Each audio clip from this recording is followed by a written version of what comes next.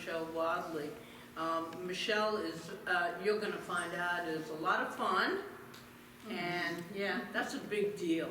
There gotta be a lot of, this is joyful gathering, spiritual son. So the first prerequisite is to be fun. So she fits that category very well.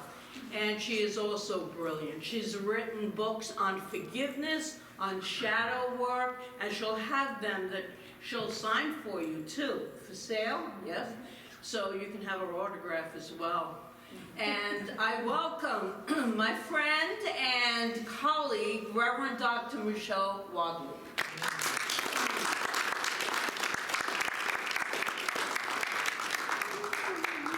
Thank you, good morning. Good morning. So Ginger, was that song, that Stevie Wonder song from the Songs of the Key of Life, was it that? Mm-hmm. That is my favorite of his albums. So as soon as you spoke that, I thought, oh, I know where that comes from.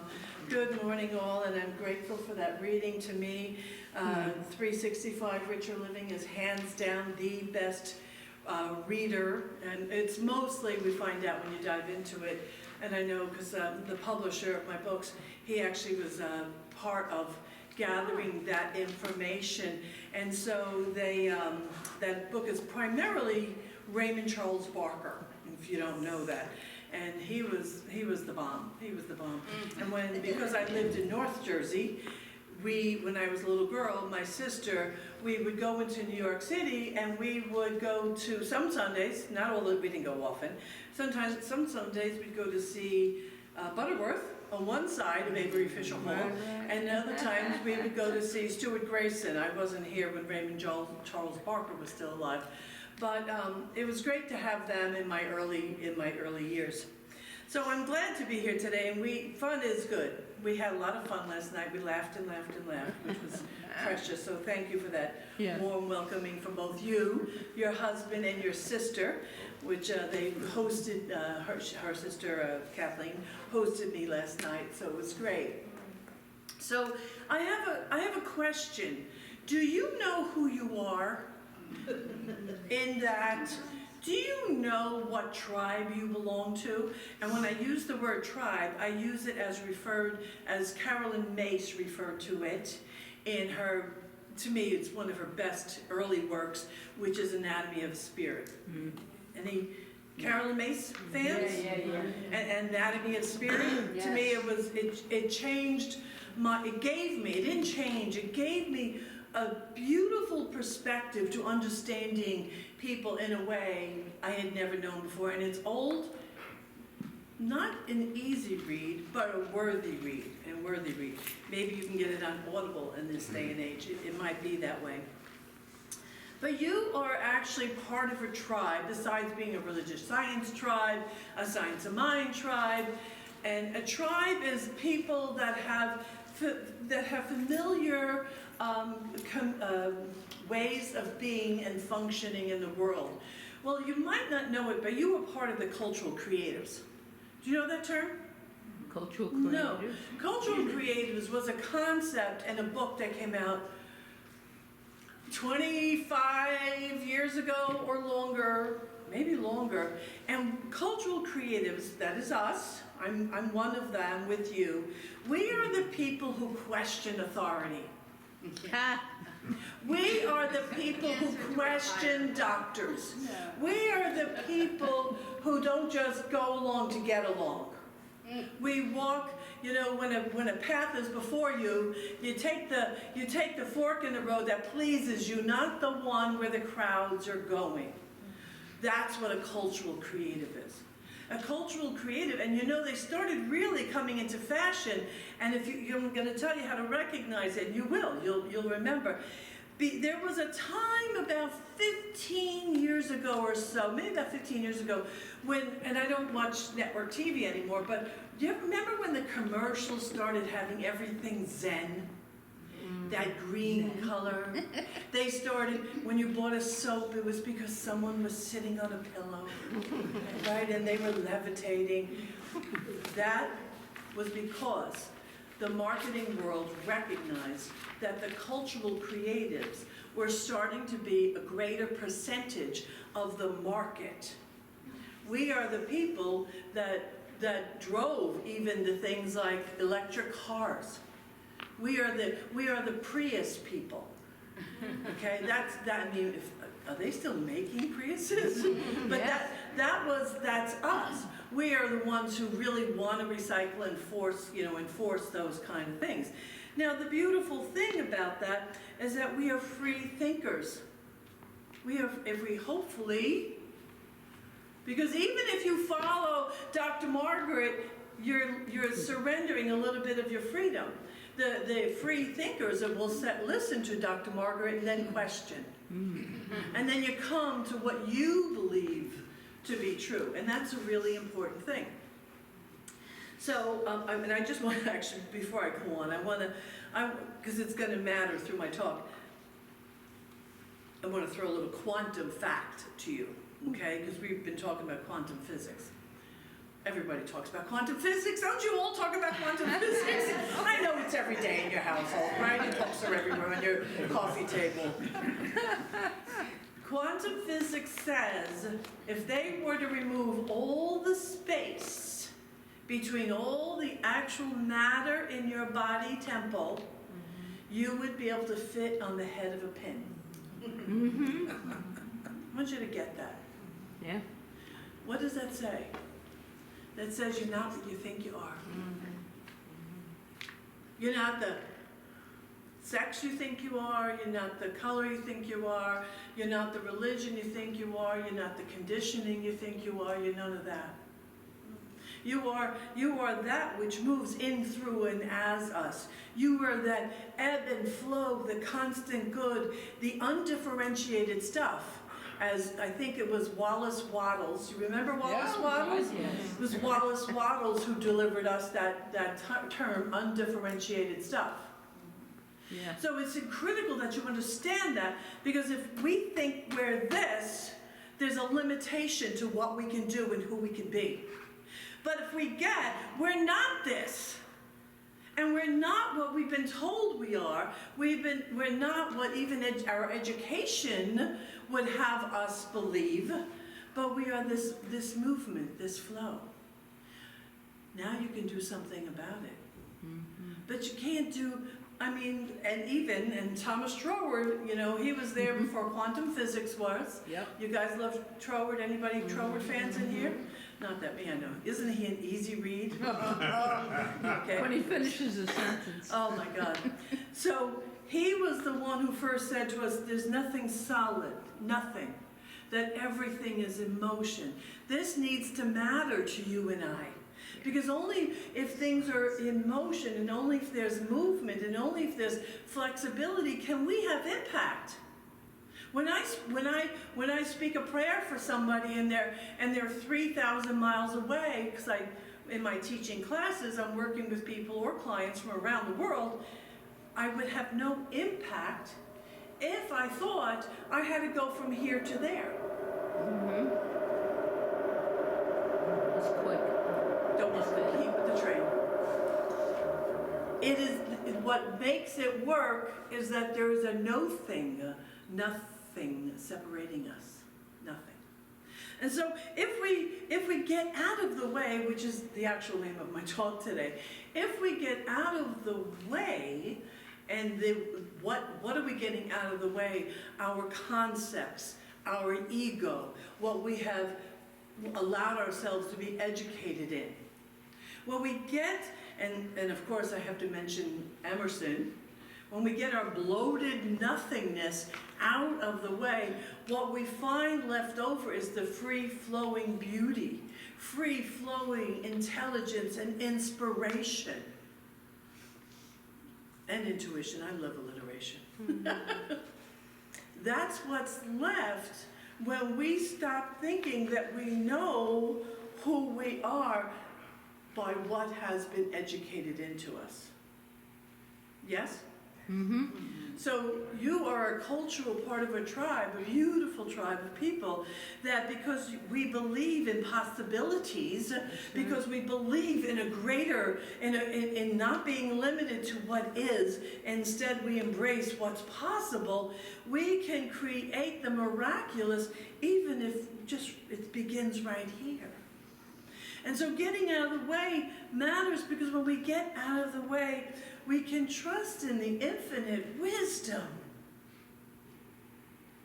which is juicy. Infinite wisdom is juicy. When I'm just going to jump to my books for a moment. I am probably the least likely person in the world or in this room to have a published book. And I'm not joking. I got through one year of college, hotel restaurant management. And you know why I didn't go into the second year? Because I couldn't figure out how to fill out the paperwork, and I was too busy getting stoned all the time. Yeah. That's who's standing before you, no joke.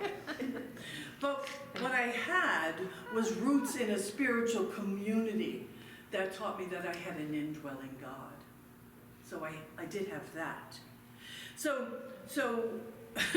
and in high school, you know, I was like up for class flirt, right? You're not looking at an intellectual. And yet I'm very smart. I know I'm smart. I do not for 1 second condemn myself any longer. Anybody have inner messages that sometimes, get over it. Stop telling it, stop saying it, stop repeating it. Because what I did have is I have such a strong belief in humanity and who we are and what lives inside of each of us. Everything I do is to draw out from the individuals the possibility of perfection. Because we know we're all born in perfection, right? But how many of us actually exist day to day believing that? So when we don't believe it, it's because we've stopped remembering. We have forgotten. We let other messages come in. But I am relentless. I am a Jersey girl. I am stubborn as hell. I am loyal, devoted. Get the hell out of my way. I want to do life kind of girl. That is who I am. It is. And so I didn't try to be published, but I was doing the work. So the fact that it got published is miraculous. That means that I was connected to some essence that allowed what I was doing to be recognized. And I'm proud to tell you that the Forgiveness book is actually being reprinted, coming out in November, and I'm currently been contracted for a third book. I am the least likely person in the room to have that opportunity. It's almost a joke in my house. In my family and friends, they go like, yeah, me. Because where I get out of the way, I allowed God to be the way. When I got out of the way, I allowed God to be my inspiration. I allowed God to be my intuition. I allowed God to write the words. And I allowed God to do the talk. Because I myself, I can't do much of anything. It is because I'm forever connected, completely, directly, unequivocally connected. And that is who we are as the cultural creatives, as the adherents to science of mind and religious science. And I still do call myself a religious scientist, because the organization I was part of, I would have had to be calling myself a Center for Spiritual Livingist. And that does not work for me. But to know myself as an adherent to religious science, that is a beautiful thing. When we get out of the way and we surrender, that surrender begins to look like alignment. Just alignment. And as you know, the teaching symbol, which you have here in this stunning stained glass, that's beautiful. So the teaching symbol, as we know, right? Up here, the all that is, the everywhere present, the moving, flowing essence of good. As you and I call it down through us, we particularize it into manifestation, right? That's the Right. basic, that's the very simplified way of looking at it. But what we often forget, though, is that as it's moving, and Ernest Holmes was clear, you will know God to the degree that you invite it into your life. That's a paraphrase before you go quoting him. I see somebody taking notes, it's like, and I don't want you to think it's a legitimate quote. But to the degree that we call forth this essence, and I know everything you treat for always demonstrates, right? Who's going to be honest? Sometimes you wonder, what the hell happened to the law that's supposed to respond? Don't leave me up here alone. No. I know that you have some frustration sometimes. And thank you for your honesty, because this is the thing. What we those of us teaching religious science sometimes forget is that while we are calling forth the all that is through us by means of our spoken word, by means of our consciousness, by means of our ponderances, because as we ponder upon something, it becomes our reality. But there's a place in between this in between, which they call the factory, they call creative mind, there's many names for it. That what's also in there is your trauma that's been recorded in your body temple. It's also your conditioning, your education, your doubt, and your fear. So what you and I have to do is we have to clear the lens, clear that filter, so that spirit we have greater access to spirit. And it's not hierarchical. I'm looking up to look down, but it doesn't really work that way. It's more of an from an inside out kind of thing. It just, we're trying to always demonstrate it. And so for me, the reason of my passion is because I've learned how to heal and clear out the filter. That's what I do in my shadow and forgiveness work. That's what I do. And what I find is that when healing doesn't quite happen, it's because I'm still holding on to a belief. I'm still giving more power to the pain than to the possibility. Do you know what I'm talking about? Yeah. Like every once in a while, you're moving along and life is good, and then all of a sudden you stop short and something hits you in the face. That something that hits you in the face is very likely hiding within your subconscious, and Troward was clear about where these things live in our subconscious. So when we're when I say trying to surrender, because there's some effort associated with surrender, and the effort is to remember. So when we are surrendering and allowing, if it gets clogged, we have to remember how to work with, to heal, and to treat, so that we clear the lens of our soul. Does that make sense? Yes. You. This is the purpose. If you, not to call you out, but if you don't have a daily set of spiritual practices, you're actually not giving yourself the advantage. Daily prayer, daily contemplation, daily meditation, whatever that looks like for you. My favorite spiritual practice is contemplation. I can chew on a good spiritual bone for a long time. I can take a single quote from something that catches my attention, and I can chew on that and ponder that forever. And then I draw, sucking the marrow out of a bone is a gross thing to say, but you know what I mean. So, like Ernest Holmes, one of my favorite 3 words in the textbook, this is literal: create or perish. Create or perish.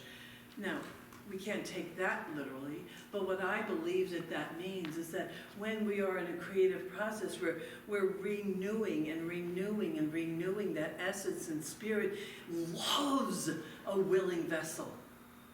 Spirit loves a willing vessel.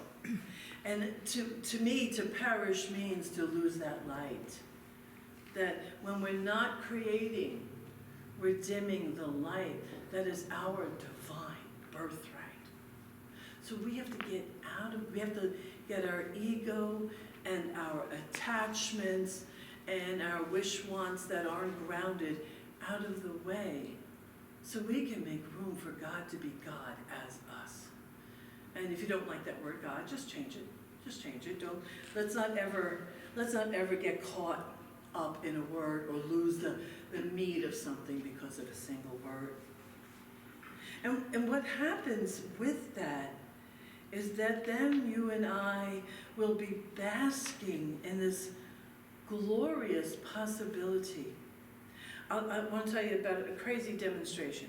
I'm married to a minister, so you can imagine what the house is like. And so I rented a house, and I rented this specific house because my son, his wife, and my grandchildren lived across the street 3 houses down. So during COVID, when there was no traffic and nothing, my grandson learned, I can run up the block and walk in Nana's house. And that's what he would do. Nana, I'm here! And it was glorious, So we rented this house, but it was not good. It was not lovely. It needed work. It had no air conditioning. It needed love. And so we lived there for a number of years, and what happened was the owner decided to sell the house. Now, I'm in New Jersey. I'm in Morris County, New Jersey. I don't know quite how the houses compare to here, but if you know anything, it's a little bit more expensive. And so he calls my husband to tell him that he's deciding to sell the house because he doesn't need it. It's his second home. His wife passed away. And so my husband's saying, okay, because he was giving us a heads up, we'd have to move. And so, but my husband's telling him, Frank, it needs work, right? You know that. And Frank said, yeah. And he goes, well, it needs this and this. And by the time my husband was done listing, very legitimate. He was not trying to manipulate him, I promise. He said, well, I'll sell it to you. No, he said, okay, I'll let it go for $200,000. And my husband said, if you're going to sell it for $200,000, I'll buy it now. I bought a home in Denville, New Jersey, a lake area for $200,000. I had to put in almost as much to fix it up. Oh yeah, $175 to be exact. That's all right. Still, the moment the house was done, I had equity. Now, why am I telling you this? I'm telling you this because I'm grateful that he and I live in constant divine alignment. We didn't treat for that. I didn't treat for a new house. I wasn't moving anywhere as long as my grandkids were there. They did move, but they only moved across town. So that was good. I didn't treat for that. I wasn't working to manipulate the law to deliver this to me. I was in a state of allowance. There's something to be said, and that's not a word we use much. We talk about responsibility and manifestation and creating our desired outcome, right? Those are very familiar terms when we're practicing religious science. But we don't often talk about surrender or allowance. And yet those are beautiful, beautiful, necessary additional concepts. Beautiful and necessary additional concepts. And so what I also want to tell you about today is, because I know you're not all staying for the workshop, because somebody want to see a football game today? Anybody? Oh, it's late. Oh, come on. It's 4 o'clock. 4 o'clock? 3 o'clock. 3 o'clock, right. No, Now, 3:30. Is it 3:30? Okay, 3:30. 3 o'clock, we'll fight about it later. I live with a Giants fan, so, but my new daughter-in-law is an Eagles fan, so we're gonna celebrate. I'm gonna celebrate with her. It's funny, because I stopped for a bagel on the way here, and everything was Eagles, and the guy had an Eagles sweatshirt, and I'm like, you guys are from New Jersey, what are you doing? They said, oh, no, South Jersey, we're too close to Philly. I went, okay, I got it. So, I lost my own track because I go off about football. We are a football house, or lacrosse, or soccer, or all those things. The workshop, bless your gigantic heart. Thank you.